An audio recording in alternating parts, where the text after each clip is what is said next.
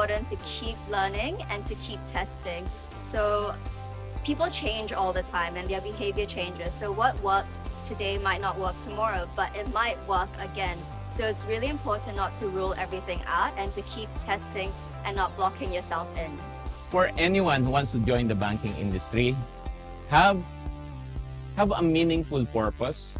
And I tell you, there's among some of the meaningful purposes out there could be the environment, could be ESG, but you can focus and zero in on financial inclusion and let all your talents, be it in the technical space or financial space, come to bear, because the pie is so huge.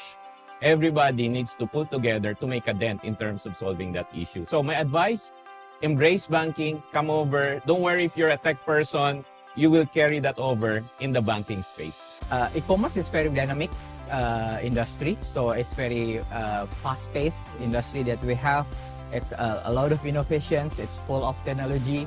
So I think every professional working in this industry, we need to invest not only time, but also effort into ongoing learnings and also get into, inform with the existing trends that we have in the industry itself. And I think the next one also would be important to have sharpen our analytical skill, because it's involve a lot of data, and data is definitely one of the backbone also for e-commerce industry to be successful. So we need to be able to utilize this data to get insights into our customers, into our users, even into our platform performance, be it like if you have any metrics you want to measure, like numbers of download, numbers of click-through rate, and etc. So yeah, you need to have these skills also to be successful in this industry.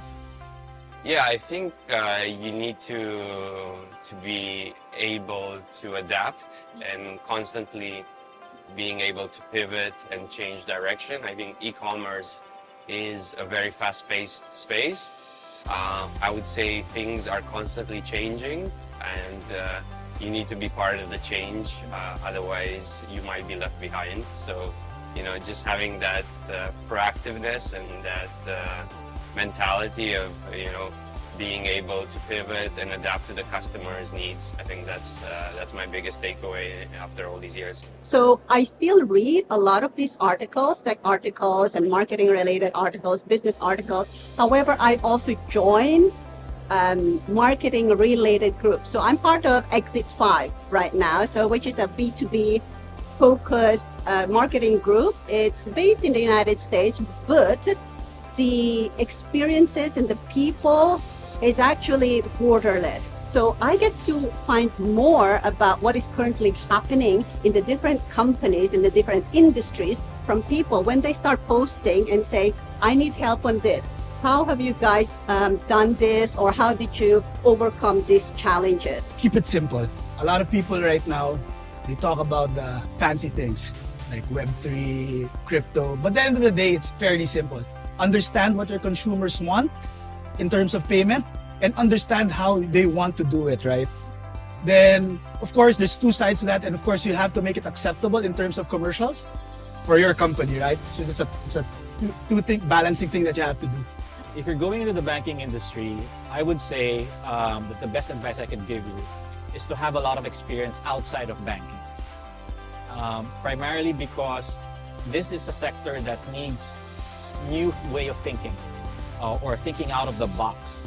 And if you want to join the digital banks and all of that, we really appreciate people's new view on traditional products. So it's kind of like what we need right now is fresh new ideas. And if you can bring your experience from outside into the digital banking sector and you feel that you can make an impact on how people use financial services, please join us.